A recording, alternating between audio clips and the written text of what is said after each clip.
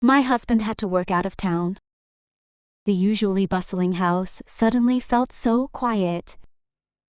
At first, I thought I could get through it all on my own. But there was one moment, one small incident that made me realize I wasn't as strong as I thought. In that situation, I made a simple decision to ask my son-in-law for help. I thought it was just a simple need, a normal family thing, no one-ish. But it turned out that from that decision, everything changed. Relationships, trust, even my perspective on family were all tested. So Boogie, if you've ever felt like you were at a point where one small decision could change everything, then my story might feel very close to your heart. I'm living a life that for many might seem ordinary. Every morning, I wake up early, open the windows, and let the sunlight slowly stream into the house. The cool morning air is always my constant companion. It fills the semi-darkness that sometimes comes uninvited. This house isn't big, but it's full of memories. Every corner holds stories of laughter, of struggle, and of, that is the reason I've this long. My husband is a good man, a hard worker who rarely complains. However, his work often takes him out of town, leaving me alone at home for long periods. At first, I never minded it. I was used to it. In fact, I felt strong, as if I didn't need anyone to fill my days, ETs. I spent my time cleaning the house, cooking, and occasionally watching television. My life went on at a calm pace, too calm perhaps. My son was married and now had his own life. I was proud to see him happy. My son-in-law was also a kind, polite person, not much of a talker, but always showed respect whenever we met. He often helped me when I needed something, even though I rarely actually asked for it. That afternoon, as usual, I sat on the porch enjoying a cup of warm tea. The wind blew softly, carrying the sounds of children playing in the distance. I smiled a little, savoring the simple moments that are often the most meaningful. But behind the calm, something was slowly starting to change. The days seemed longer, the nights were quieter, and this house, which had once felt warm, was starting to feel too empty. I tried to distract myself with activities, cleaning out the closets, tidying the kitchen, even rearranging some of the furniture to create a different atmosphere. But there was still an empty space that couldn't be filled with activity alone. One night, I sat alone in the living room. The television was on, but my mind wasn't really there. I just stared at the screen, distracted, as the sounds outside grew quieter. I glanced toward the bedroom. Usually, at this hour, my husband and I would have a light conversation before bed. Small things that might not be important, but enough to fill my heart. Now, everything felt different. I took a deep breath. Maybe it was just a momentary feeling, I thought.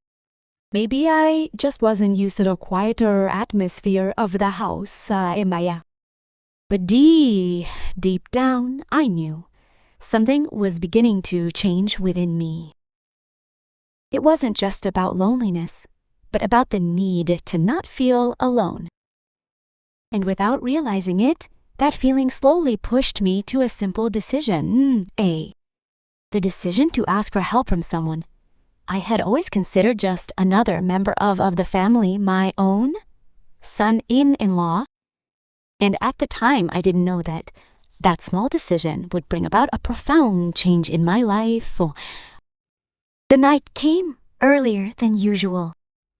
The sky was dark, the wind was blowing a bit strong, and the house felt increasingly quiet. I tried to calm myself with my usual routine, preparing a simple dinner, tidying up the kitchen, and then sitting in the living room as usual. But for some reason, there was a feeling of unease that was hard to explain. As I was sitting, the lights in the house suddenly flickered and then went out. It was dark. It was silent. My heart started beating faster. "Oh God," I whispered softly. I stood up slowly, trying to find a flashlight in the drawer. But in the darkness, every step felt heavier. The house that used to be familiar now felt foreign, even a little scary. I tried to turn the power back on from the panel, but it didn't work. Panic began to set in. There was no one there. No sound. Just me and the house that suddenly felt too quiet. In that moment, without thinking, I reached for my phone. The name immediately came to mind. My daughter-in-law. My hand hesitated for a moment. Was this necessary? Or could I handle it myself? But fear was stronger than doubt. Finally, I pressed the call button for a few seconds.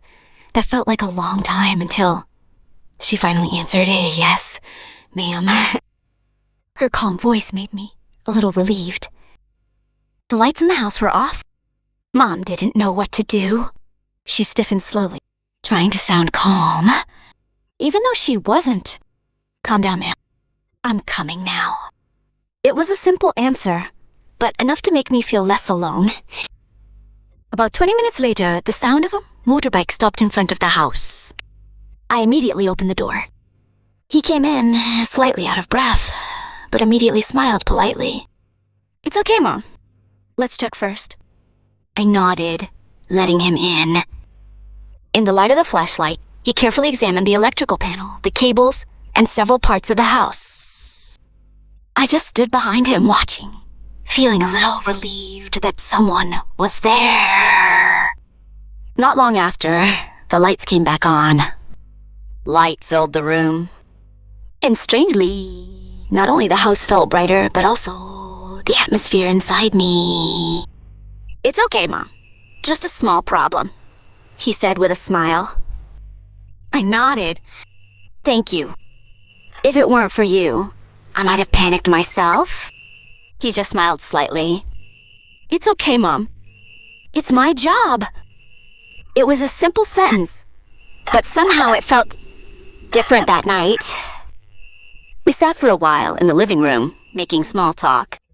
Nothing strange, nothing excessive, decaf. Just the usual conversation between mother-in-law and daughter-in-law here. But in my heart, something changed. Evia.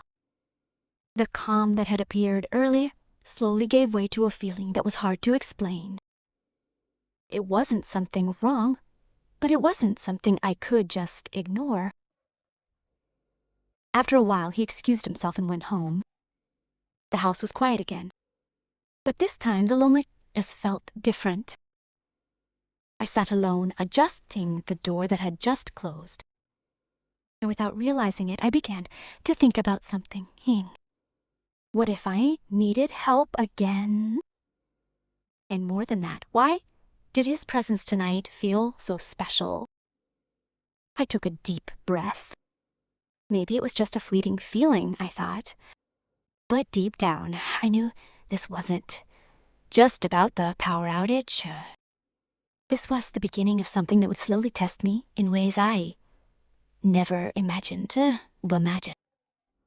From that night on, I began to feel a change in myself. At first it was small, almost imperceptible. But over time, the feeling grew. A sense of comfort whenever there was someone I could rely on in a house that was usually quiet. I began to contact my son-in-law more often. At first, it was purely out of necessity, sometimes for small things.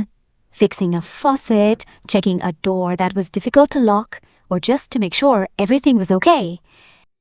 He always came without asking many questions, always polite, and never made me feel uncomfortable. But that was precisely what made me depend on him even more. The house that had once felt empty now felt different every time he came. There was a sound, there was activity, there was a presence that made me feel less alone. And without realizing it, I started waiting waiting for a reason to contact him again, waiting for the sound of his motorbike in front of the house, waiting for a presence I shouldn't have waited for. I tried to ignore the feeling. Over and over I told myself, no, it's just a matter of habit, just feeling less alone. Nothing more. But the heart can't always be controlled by logic. One afternoon I was sitting on the porch as usual, but this time my mind was restless. I stared at the empty street in front of the house, as if hoping something would happen. And that's when I began to realize I'd gone too far. I started to limit myself, reducing the reasons to contact him, trying to return to my old routine, but that's where everything felt even harder. The loneliness I used to be able to endure now felt deeper. It was as if I'd gotten used to someone's presence and then been forced back to being alone. But the problems didn't stop there. The surroundings began to change. Some of the neighbors began to pay more attention to me than usual. Their gazes were different. No longer casual, but full of questioning. One day while I was buying groceries at a shop near my house, I heard a soft whisper behind me. It was Mrs. Attic, the one her daughter-in-law often visited. I froze. I didn't turn around, but those words were enough to make my chest feel tight. I walked home quickly. My thoughts were in turmoil. All this time I had felt that everything was still within reasonable limits. But apparently, not everyone saw it that way. And what was more painful, maybe I myself was starting to lose those limits. That night, I sat alone in the living room. The lights were bright, but my heart felt dark. I held my phone, staring at my daughter-in-law's name saved there. My fingers almost pressed the call button. But I stopped. This had to stop, I thought. I couldn't let things get any more complicated. However, just as I was trying to convince myself, my phone vibrated. The name appeared first. My daughter-in-law. My heart immediately started beating fast. I stared at the screen for a few seconds, hesitant, afraid, but also wanting to answer. And in that moment, I realized that even the smallest decision I was about to make now could lead everything in a direction I could no longer fix. My hands were shaking as I finally accepted the call. "Hello, Mom." Her voice sounded hesitant from the other end. I took a slow breath, trying to calm myself. "Yes. What's wrong?" A few seconds of silence. "I just wanted to ask, is Mom okay? She hasn't contacted me in days." She said, "Be careful." My chest feels tight. That simple question just brought everything I've been holding back to the surface.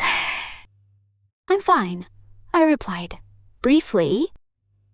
"But I know my voice isn't convincing. You sound different," she continued. "If anything happens, just tell me. I'm still ready to help." That sentence just makes it harder to keep my distance. I closed my eyes for a moment. "I felt like we should talk," I said quietly. That night she came to my house again. But the atmosphere wasn't like before. There was no casualness, no small talk. There was only tension hanging between us. We sat facing each other in the living room. I lowered my head while she stared at me, waiting for me to speak. "I'm sorry," I said finally. "Maybe I've been asking for help too often." She immediately shook her head. "It's okay, Mom. That's normal." I lifted my head. "No," I answered firmly. "It's not that simple." She fell silent. I took a deep breath. People started talking. I continued. And I also began to feel that something was wrong. His face changed. He was starting to understand where this conversation was headed. "We have to keep our distance," I said quietly, but clearly. The atmosphere immediately fell silent. He looked down and then nodded slowly. "I understand," he replied. That answer should have made me relieved. but somehow it felt painful, like the loss of something that had been silently filling the void. Vara subescotet. But it didn't end there. Suddenly, my phone rang. My husband's name appeared on the screen. My heart immediately beat faster. I stared at the screen for a few seconds, then picked it up. Yes, my voice is a little shaky. "I'll be home tomorrow," he said briefly. I fell silent, faster than a horse. "Yes," I answered quietly. The call ended. I lowered the phone slowly. The atmosphere changed. Everything felt more real now. My husband was coming home, and everything that had happened so far was mine to face. I looked at my daughter-in-law. She also seemed to understand the situation. "Tomorrow," I said quietly. "Everything must go back to the way it was." She nodded. "But ma'am," she hesitated for a moment. "If you knew, that question would make my chest feel even heavier." I stared blankly ahead. I knew. This was the point where I had to make the most difficult decision, tell everything, and face the consequences. Or keep it all in and live with the guilt. I closed my eyes slowly, and deep in my heart, I knew there would be no easy path after this. The night felt long. I sat alone after my daughter-in-law returned, staring at the living room, which had returned to silence. But this time, the silence felt different. Heavier, more filled with thoughts I could no longer escape. I knew I couldn't escape. If I kept hiding everything, perhaps no one would ever know. But I myself would never truly be at peace. And for the first time, I asked myself, what kind of life do I want to live after this? With a heavy heart, I finally made a decision. I would be honest. The next day, my husband came home. As usual, he entered with a tired smile after a long journey. The house, which had been quiet until now, felt alive again. "Are you okay?" he asked, looking at me warmly. I nodded slowly. "Okay." But this time I couldn't pretend everything was okay. After he rested for a while, I invited him to sit in the living room. There was a different silence. I took a deep breath. "I have something to tell you," I said quietly. He looked at me, a little surprised. "What's wrong?" My hands felt cold. I began to tell him about my loneliness, about my decision to ask for help, about how things were slowly becoming complicated. I didn't hide anything. Every word felt heavy, but also a relief. My husband was silent for a long time after I finished. He didn't get angry, didn't speak right away, and that was what made me even more afraid. A few seconds that felt like an eternity. Finally, he took a deep breath. "Do you feel that alone?" he asked softly. My tears immediately fell. I nodded. "I was wrong," I whispered. He stared at me for a long moment. Then slowly, he nodded. "We were both wrong," he said. I was shocked. "I left too often and thought you would always be strong," he continued. Those words made my chest feel relieved and full of emotion. There was no great anger, no screaming. There was only honesty and a desire to improve. A few days later, I also spoke with my son-in-law. We agreed to keep our distance, maintain boundaries, and make sure everything was back in place. Slowly things started to get better. Not easily, not immediately perfect, but calmer, more honest. And most importantly, there was no more hidden burden